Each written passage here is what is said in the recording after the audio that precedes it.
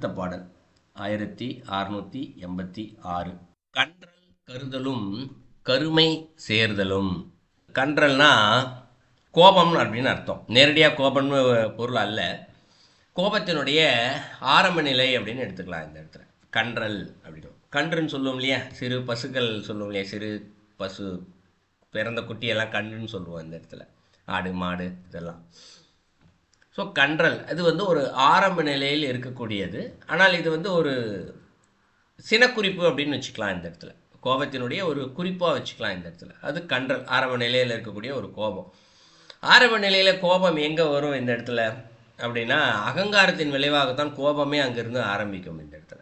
So அகங்காரம் இல்லைன்னா கோபம் வராது இந்த இடத்துல. அகங்காரம் இருந்தால் வரும். ஸோ அகங்காரத்தினால் வரக்கூடிய ஆரம்ப நிலை கோபம் தான் இந்த இடத்துல கன்றல் இந்த இடத்துல. அப்போ கருதலும் அப்படிங்கிறாரு. ஸோ அந்த கோபத்தை கருதல்னா என்ன, கருதுதல். ஸோ அதை நினச்சிக்கிட்டு இருக்கிறது இந்த இடத்துல. அகங்காரத்தினால் வர்ற கோபத்தை வெளிக்காட்டுதல் இந்த இடத்துல அடுத்தவங்க கிட்ட. ஸோ இது கருதலும் இந்த இடத்துல ஒன்று. அடுத்து கருமை சேர்தலும் அப்படிங்கிற ரெண்டாவது. கருமை சேர்தல்னு கருமை என்றால் இந்த இடத்துல மாயை அப்படின்னு வச்சுக்கலாம். என்ன மாயை இந்த இடத்துல?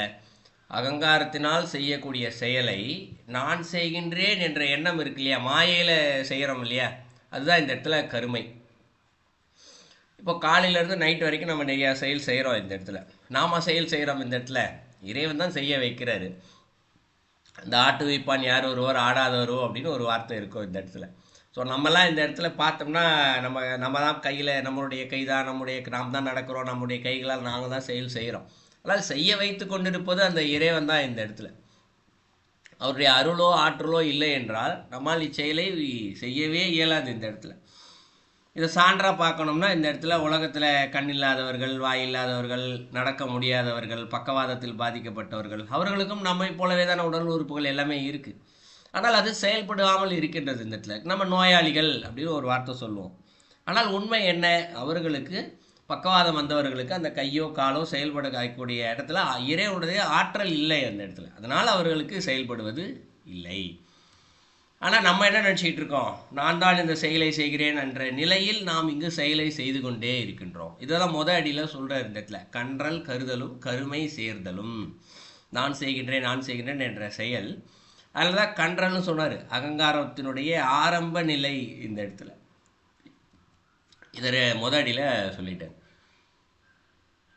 அடுத்த என்ன சொல்கிறாரு, தின்றல் சுவைத்தலும். தின்றல் சுவைத்தலும்னா என்ன? தின்றல்னா சாப்பிட்றது இந்த இடத்துல. ஆனால் அந்த சாப்பிட்றது இந்த இடத்துல நம்ம உடம்பை வளர்த்துக்கிறதுக்காக தான் சாப்பிட்றோம். பசிக்குது அப்படின்னு சொல்லி சாப்பிட்றோமே தவிர்த்து, யாராவது முறையாக இந்த உடலுக்கு இதுதான் ஆரோக்கியம் அப்படின்னு சாப்பிட்றோமான்னு கேட்டால் கிடையாது இந்த இடத்துல. எனக்கு பிடிச்சிருக்கு சாப்பிட்றேன், இப்போ இது உடம்புக்கு கீரை ஆரோக்கியப்பா, இல்லை நான் சாப்பிட மாட்டேன். நிறைய பேர் பார்க்கலாம்ல இன்றைக்கும்.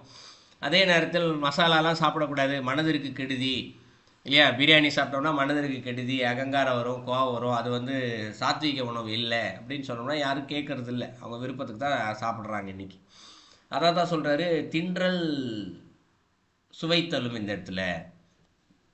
இறைவன்கிடம் சென்று சேர வேண்டும் என்பதற்கு சாப்பிடாமல் உடம்பு ஆசைக்காக, மன ஆசைக்காக சாப்பிடுதல் இந்த இடத்துல. ஸோ தின்றல் சுவைத்தலும். அடுத்து தீமைகள் செய்தலும் இரண்டாவது சொல்கிறார்.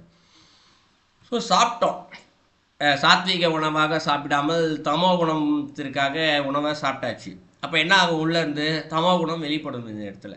தமோ குணம் என்னென்னலாம் செய்யும், சோம்பலை வர வைக்கும், கோபத்தை வர வைக்கும், அகங்காரத்தை வர வைக்கும், ஆணவத்தை வர வைக்கும். அது என்ன பண்ணுது இந்த இடத்துல, தீமைகளை செய்ய வைக்கும். அதைத்தான் சொல்கிறாரு, தீமைகள் செய்தலும். என்ன வேணால் ஒரு ஆசைகள் உள்ளேருந்து அளவுக்கு அதிகமாக வரும், இச்சை வரும் இந்த இடத்துல, நிறைய வரும். ஸோ அதற்காக தீமைகள் செய்தல் இந்த இடத்துல. இது ரெண்டாவது அடியில் சொல்கிறார். சாப்பிட்றதுனால வரக்கூடிய எண்ணங்கள்னால் வரக்கூடிய தீமைகளை நாம் தான் செய்கிறோம் இந்த இடத்துல. இது ரெண்டாவது. அடுத்து பின்தமை என்றலும் பெருமை கூறலும் அப்படிங்கிற. தமை அப்படின்னா நான் தான் இங்கே எல்லாமே, எனக்கு தான் எல்லாம் தெரியும், வேறு யாருக்கும் எதுவும் தெரியாது அப்படின்ற எண்ணம் இந்த இடத்துல. நமக்கு இப்போ எல்லாமே உங்களுக்கெல்லாம் தெரியாது, எல்லாரும் நான் சொல்கிறத கேளுங்க. இன்றும் இந்த குணம் பலரிடத்தில் இருக்கின்றது. சிறுவர் என்ன சொன்னாங்க, உனக்கு ஒன்றும் தெரியாதுமா, உங்களுக்கு ஒன்றும் தெரிலப்பா, எனக்கு தான் தெரியும் எல்லாமே, நான் தான் ஸ்கூலுக்கு போகிறேன், எனக்கு தான் தெரியும், நான் சொல்கிறத கேளுங்கன்னு பையன் சொல்லுவான். அப்பா சொல்லுவார், டே சின்ன பையன்டா, உனக்கு ஒன்றும் தெரியாதா, அனுபவம் கிடையாதா, நான் சொல்கிறத கேள்றான்னுவார். இது சின்ன பசங்கள்கிட்டே இருக்கக்கூடிய குணங்கள் இருக்குது இன்றைக்கும். அப்போ சின்ன பசங்ககிட்டே இருந்தால் பெரியவங்ககிட்ட எப்படி இருக்கும் இந்த இடத்துல? காலேஜ் போகிற பசங்க, இல்லை திருமணமானவர்கள், எல்லாருக்குமே சரி, இந்த இடத்துல தொழிலை செய்பவர்கள், படிப்பவர்கள், வேலை செய்ய எல்லாரும் சரி, எனக்கு மட்டும்தான் தெரியும், யாருக்கும் தெரியாது. இதை எந்த இடத்துல நல்லா பார்க்கலாம்னா, அலுவலகத்தில் வேலை பார்க்கும் இடத்தில் நல்லா பார்க்கலாம். ஒரு 1000 பேர் 10,000 பேர் வேலை செய்கிற அலுவலகத்தில் கூட சரி, பலருக்கும் இந்த குணங்கள் இருக்கின்றது. நான் இல்லைன்னா அந்த கம்பெனியே நடக்காது, கம்பெனியை சீக்கிரம் மூடிடுவாங்க, நான் இந்த வேலையை விட்டு போயிட்டேன்னா அந்த கம்பெனி என்ன நடக்குது பாரு, இது பலர் சொல்ல நான் கேட்டிருக்கேன் இந்த இடத்துல. அதுபோல் இருக்கக்கூடிய எண்ணம், அப்போ எண்ணம் நான் தான் இந்த கம்பெனி எல்லாமே, எனக்கு தான் எல்லாமே தெரியும் என்ற எண்ணம் இருக்கு இல்லையா, அதுதான் பின்தமை என்றலும். அதன் வழியாக பெருமை கூறலும் அப்படிங்கிற. பெருமைனா எல்லாருக்கும் தெரியும் இந்த இடத்துல, தற்பெருமை இந்த இடத்துல. ஸோ தற்பெருமை பேசிக்கிறாங்க, என்னை தவிர்த்து ஒன்றும் நடக்காதுப்பா இந்த இடத்துல அப்படின்னு. ஸோ நான் தான் முன்னாடி, எனக்கு அடுத்து தான் எல்லாடி, எனக்கு தெரிஞ்ச மாதிரி யாருக்கும் எதுவும் தெரியாது, எனக்கு எதுவும் தெரியாது. அடுத்தவங்ககிட்ட போய் இந்த அட்வைஸு என்று யாரும் கேட்கணும்னு அவசியம் இல்லை. சும்மா போய் ஏதாவது ஒரு பிரச்சனையை சொன்னால் போதும், பக்கம் பக்கமாக அட்வைஸ் பண்ண ஆரம்பிச்சிருவாங்க அடுத்தவங்க இந்த இடத்துல. ஆனால் அவனுக்கு ஒரு பிரச்சனை இருக்கும், அதுக்கு தீர்வு அவனுக்கே தெரியாது, புலம்பிக்கிட்டு இருப்பான், அது வேறு விஷயம். இது உலகத்தில் இருக்கக்கூடிய பலரிடம் இருக்கக்கூடிய பலரும் சொல்லக்கூடாது, எல்லாருக்கிட்டையும் இருக்கக்கூடிய பிரச்சனை. அவளுக்கு அடுத்தவங்களுக்கு அட்வைஸ் பண்ணக்கூடிய ஒரு தகுதி இருந்ததுன்னா முதல்ல அவங்ககிட்ட பிரச்சனை இல்லாமல் இருக்கணும். இல்லை, அவங்ககிட்ட சொன்னால் அவங்ககிட்ட 1000 பிரச்சனை இருக்கும் மனிதரிடத்தில். ஆனால் அவன் போய் அடுத்தவனுக்கு போய் அட்வைஸ் இந்த செய்ய உன் பிரச்சனை எல்லாம் தீர்ந்து போயிடும் அப்படின்னு சொல்லுவாங்க. இது குடும்பத்தில் மட்டும் இல்லை, நீ இந்த கோயிலுக்கு போ பிரச்சனை தருவோம், அந்த கோயிலுக்கு போய் பிரச்சனை தருவோம். இந்த ஆன்மீக அட்வைஸ் பண்ணுறதுக்கெல்லாம் அளவுக்கு அதிகமாக ஆள் இருப்பாங்க. ஆனால் அவங்ககிட்ட இருக்க பிரச்சனைக்கு அவங்ககிட்ட தீர்வு. இதான் தற்பெருமை கூறலும் இந்த இடத்துல. என்ற இவை இறைப்பால் இசைகை அல்லவே அப்படின்னு சொல்லி முடிக்கிறேன். மொத்தம் இங்கே ஒரு 6 வித தன்மைகள் சொல்லியிருக்காரு. கன்றல் கருதலும் 1, கருமை சேர்தல் 2, தின்றல் சுவைத்தல் 3, தீமைகள் செய்தல் 4, பின்தமை என்பது 5, பெருமை கூறல் 6. இதை தனித்தனியாக பார்க்கும்போது 6, சேர்த்து படிக்கும்போது 3ஆகவே இருக்கும் இந்த இடத்துல. ஸோ இந்த 6 விதமான தன்மைகள் இருக்கு இல்லையா, இது எல்லாமே இறைப்பால் இசைகை அல்லவே அப்படிங்கிறது. ஸோ இசைப்பால் அப்படின்னா இப்போ தம்பால் அப்படின்னு சொல்லுவோம் இல்லையா, எனக்கு உடன்பட்டு அப்படின்னு சொல்லுவோம் இல்லையா, தம்பால் அப்படின்ற மாதிரி இங்கே இறைப்பால் அப்படிங்கிறது. ஸோ இறைவனின் மேலாக இசைதல்னா இந்த இடத்துல ஒத்து சேர்தல் அப்படின்னு பொருள். இந்த இடத்துல இசைகைனா ஒத்து சேர்தல்.